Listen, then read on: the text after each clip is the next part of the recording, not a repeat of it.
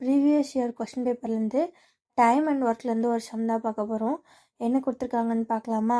ABC can complete a work in 5 days. ABC 3 பேரும் சேர்ந்து ஒரு வேலையை பார்த்தாங்கன்னா 5 நாளில் முடிச்சிருவாங்க. இப்போது ANC can complete the same work in 7.5 days. ஏயும் சியும் மட்டும் வேலை பார்த்தானுங்கன்னா 7.5 நாளில் வேலை பார்ப்பாங்களாம். And A alone in 15 days. ஏன் மட்டும் தனியாக அந்த வேலையை பார்த்துட்டே இருந்தாங்கன்னா 15 நாளில் முடிச்சிருவாராம். நமக்கு கொஸ்டின் என்னென்னா பிஎன்சி சேர்ந்து எத்தனை நாளாக முடிப்பாங்கன்னு பார்க்கலாமா? சரி, ஏபிசி 3 பேரும் சேர்ந்து 5 days முடிச்சிருவாங்க. ஸோ இது எவ்வளோ நேரம் ஆகுன்றதில் இருக்குது. இப்போது நம்ம இதை எஃபிஷியன்சிக்கு மாற்றினா தான் நம்ம ஈஸியாக சால்வ் பண்ண முடியும். ஸோ எஃபிஷியன்சினா இன்வர்ஸில் இது பண்ணுறது. ஸோ 1/a + 1/b + 1/c 3 பேரும் சேர்ந்தாங்கன்னா 1/5 முடிச்சிருவாங்க. நமக்கு என்ன தெரியும்? சி, இதை நீங்கள் இதை எடுத்தும் சால்வ் பண்ணி ANC can complete the work in 7.5 days. இந்த ஏயோட ஒர்க் இதில் கண்டுபிடிச்சி சியோட ஒர்க்கு கண்டுபிடிச்சி அதுலேருந்து பி இப்படியும் போகலாம், இன்வர்ஸாகவும் போகலாம். வேறு கொடுத்துருக்கோங்க ஏ அலோன் இன் 15 days. அது பார்க்கலாமா? ஸோ ஏ 5 நாளில் வேலை பார்ப்பாரு. ஸோ அவர் எஃபிஷியன்சியில் எழுதுனோன்னா 1/a = 1/5. 15 days தானே முடித்தார். ஸோ 15. ஓகேவா? ஸோ கொஷின் என்ன கொடுத்துச்சுன்னு ஒருத்தர் ரிவைஸ் பண்ணிடலாம். ஏபிசி 3 பேர் சேர்ந்தாங்கன்னா 5 நாளாக முடிப்பாங்க.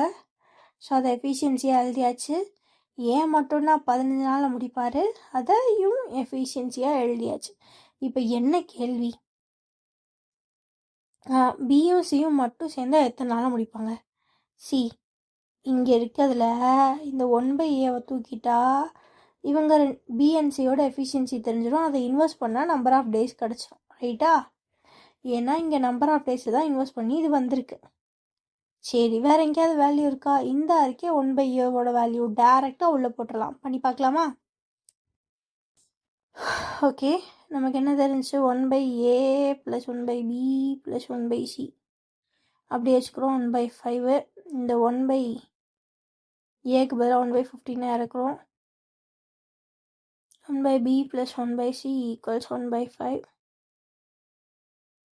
So 1/b + 1/c = 1/5 - 1/15. ஸோ அப்படியே எல்சிஎம் எடுத்தோன்னா 15 தான் வரும். ஸோ 5-ஐ 3ஆல் மல்டிப்ளை பண்ணால் 15 வரும். ஸோ நியூமரேட்டரை நம்ம 3ஆல் மல்டிப்ளை பண்ணலாம். ஸோ 3 - 1. ஸோ இதோட ஆன்சர் 3 - 1 2 2/15. ஸோ அப்போது பியும் சியும் அவங்க 2 பேரோட எஃபிஷியன்சி சேர்த்தா நமக்கு என்ன கிடைக்குது? 2/15 கிடைக்குது. இது எஃபிஷியன்சியை ரெசிப்ரோக்கல் பண்ணால் டைம் கிடச்சிடும். நமக்கு எத்தனை நாள் முடிப்பாங்கன்னு தான் கேட்டிருக்கு. ஸோ பி + சி மட்டும் சேர்த்தாங்கன்னா இந்த இது மட்டும் இன்வெஸ்ட் பண்ணும். ஸோ 15/2 177 2 டேபிளால் போடலாம். So 1 2 is 2 7 2s are 14 remaining 1. So 1/2.